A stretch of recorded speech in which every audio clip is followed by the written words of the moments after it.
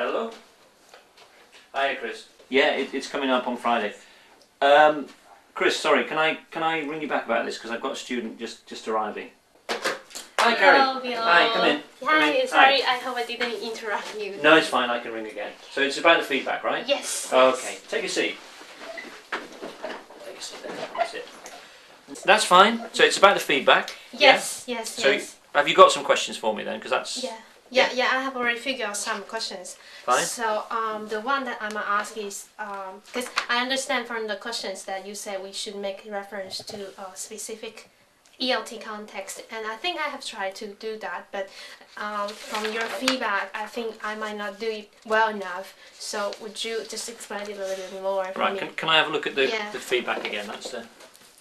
Right, yeah. So it's the context that you're... Yeah, I need to look at one I gave you in the mark as well. Yeah, I can try and remember this, because I've marked 20 of them. Yeah. Yeah, I'm just looking at it and trying to...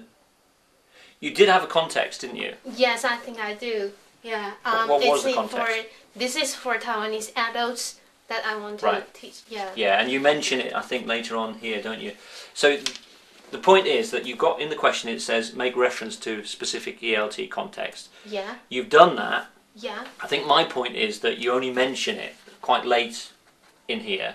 Okay. What I would expect you to do is to tell the reader very clearly, signal to the reader what that context is, probably in the introduction, right? Oh, okay. So that you're setting out for the reader what you're going to do. You're telling the reader how you're going to answer the question, and that will help. You know your answer. That's you answering the question for the reader. The reader knows. Now you did have a context, so that's fine. I wouldn't mark you down a lot if this was a final assignment, but it would make a difference because it wouldn't be as strong an argument. It wouldn't be as clear to me. It wouldn't be presented so well.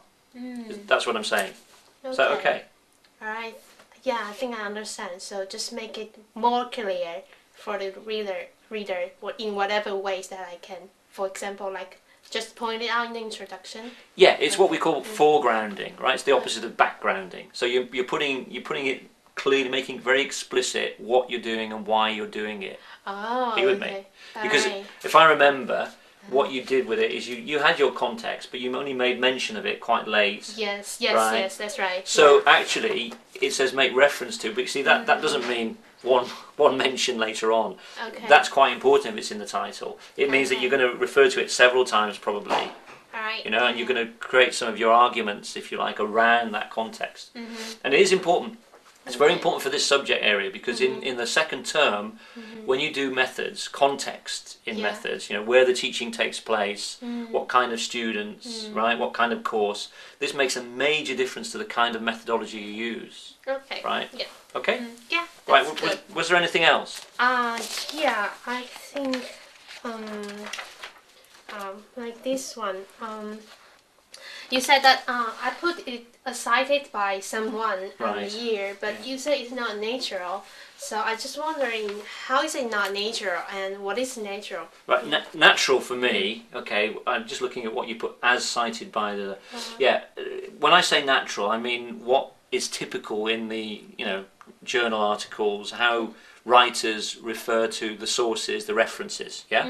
Now, interestingly, you've gone away, which is what I wanted you to do, and you tried to rewrite things when I've underlined it. And your suggestion is a good one. You put as Thornbury 2005 points out. Yeah, because that's what I read from articles. Yeah.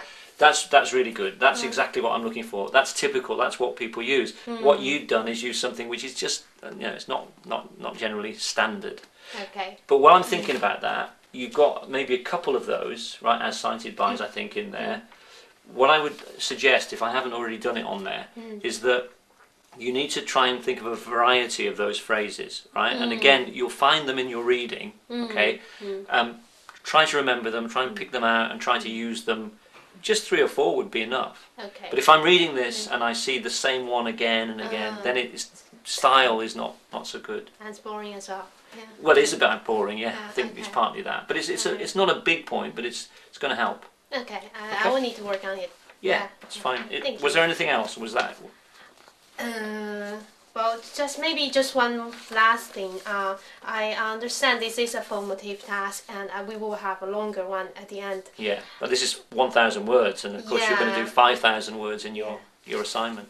So from what you have given us, the reading that you have given us, I have tried to develop my own argument, but I found it's really difficult, and I don't know if I did it well, and how can I improve myself. Right. So the argument, right? That's what you want to know more. That's right. Okay. Well, it is difficult in these shorter tasks to develop a really strong argument. But you see, you're actually you're on the right track. Okay, you're doing the right thing because you're addressing the question. You've done what it's asked to do in the question. You could make it clearer what you're doing, as we said. That would help the argument again. But the other thing that you're doing is that you are looking at the sources. There are 3 or 4 that we suggested you use those. Yeah. And you make reference to them as evidence for the position that you're taking. Now, you have a position, don't you, on the question? Yeah, I think I do. Yeah. I think consciousness raising is a good approach. Yeah. Basically, you're saying it is effective, this approach. Yeah. And you're saying it's effective because, let's look at the evidence. And you're pulling from the different things, the studies, and that is creating an argument. Okay. And if you signal that position, make it clear to the reader. I always suggest doing it in the introduction again, right? Kind of thesis statement. This is what I'm arguing. I'm arguing that this is effective for these reasons, and you develop that through the essay. Use the sources as evidence. That's going to make a good argument. Okay. So all I can say is you're on the right track, and I'm sure you'll be able to do a good job with the long one. All right. Is that okay? Yeah, it's very helpful. Yeah. Okay. Thank you very much. Right. Well, good luck with the main assignment, and I'm sure we'll be talking about that before the end of the course anyway. Okay. Thank you. Right. Thanks for coming in, Karen. Yeah. See you later. Okay. Cheers then.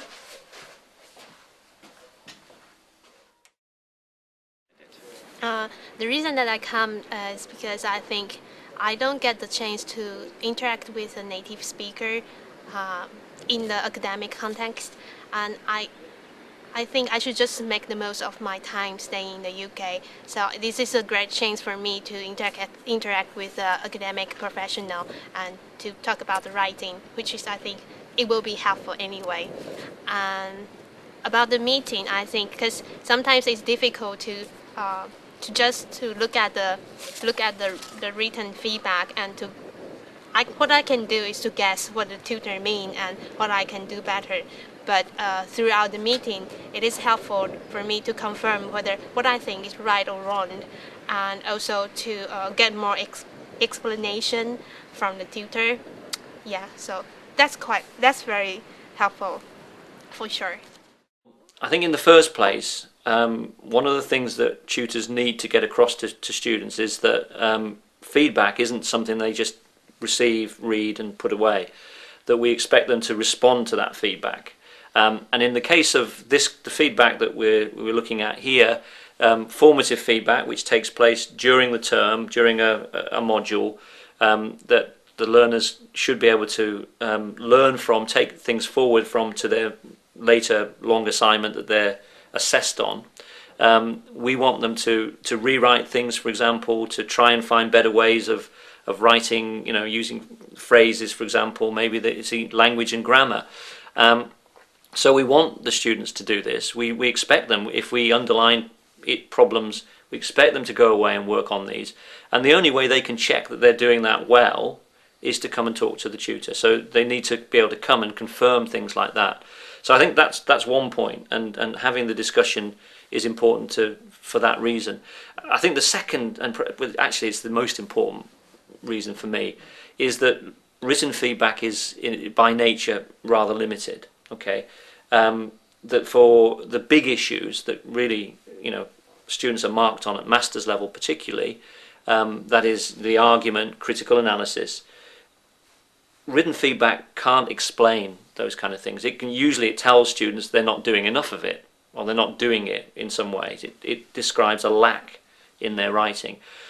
If they come to discuss these kind of things, the tutor is able then to use the feedback and the text, and to use examples from the text to show the student where they're not doing enough, how they can do more in this area, how can they can change the way they're approaching their writing in order to improve those kind of key areas of critical analysis argument.